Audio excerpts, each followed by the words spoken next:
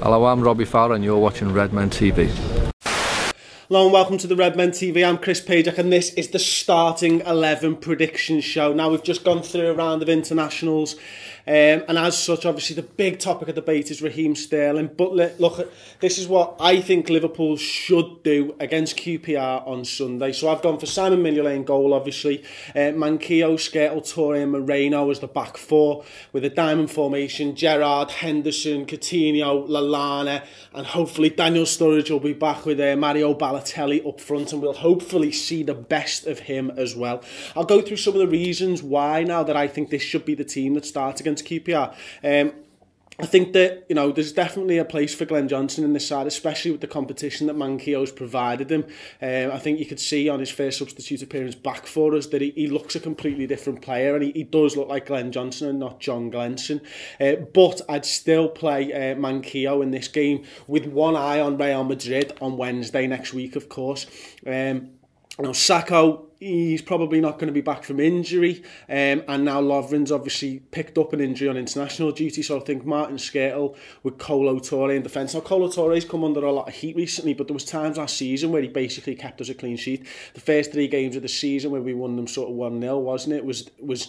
He was brilliant in those games, wasn't he? And I think Alberto Moreno should keep his place at left-back, although there is an argument for Jose Enrique to come in this game. I think Gerrard will start even with Madrid on Wednesday, but, you know, there's an option there for Emre Can if he's fit and available. I think it's important we keep a good midfield, so Jordan Henderson, obviously the fittest player on planet Earth, to start in the centre. I'd play Coutinho on the left side of the midfield. I think he's looked pretty good, dropping a little bit deeper, a little bit more space for him to work in at the moment.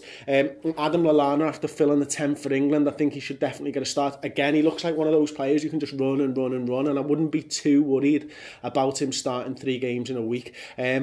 And then, look, Daniel Sturridge, I think it's important for him to get some game time. And look, if we're ahead against QPR after 60 minutes by a couple of goals, I'd be pulling him off and bringing Ricky Lambert on. Although, there's still an argument to start maybe 2 forwards, Balotelli being one and somebody else in the other, with Sturridge, one eye on Real Madrid. But Sturridge and Balotelli is the thing that really excites me as a Liverpool fan at the moment. I think that everybody wants to see the best from Mario Balotelli, and I don't think we're going to see the best from Mario Balotelli until he's partnered with Daniel Sturridge.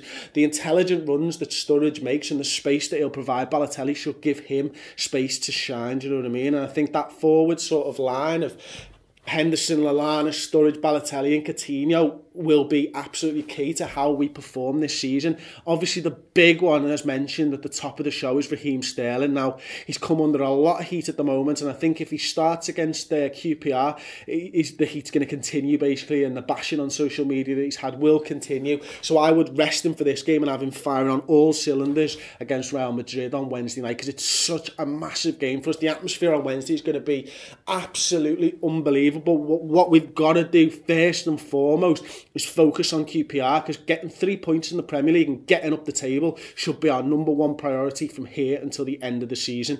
The Champions League run is brilliant for the fans, but I don't think we're with a realistic chance of winning it. As such, the Premier League is key, and that's why I'd sort of make some changes, but keep the crux of our side together and just keep on focusing on winning points in the Premier League and getting back into the Champions League next season. Because if we get back into the Champions League next season, we've got the BT money coming in, we'll be able to compete at the highest end, hopefully, of the transfer market, and the biggest and best players in the world will know that Liverpool's back and it wasn't a one-season wonder. Anyway, this is going to cause massive debate, so let me know in the comment section what you think the starting 11 will be. Don't forget to subscribe to the YouTube channel, and while you're there, if you play FIFA 15, I'll put it in the end card at the end of the video. Go and check out the FIFA 15 Liverpool squad review video. Anyway, I'm Chris Pajak for the Redmen TV. Don't forget to leave your comments with your starting 11 in the box below.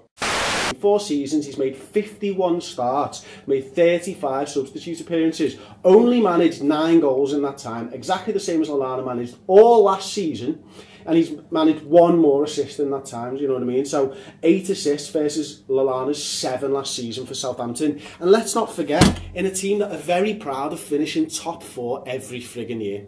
There you go. So Adam Lallana, massively underrated, or Thomas Rosicky, massively overrated. You decide.